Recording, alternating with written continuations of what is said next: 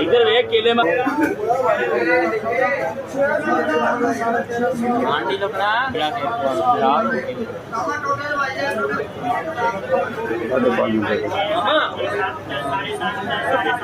okay I बहुत याद है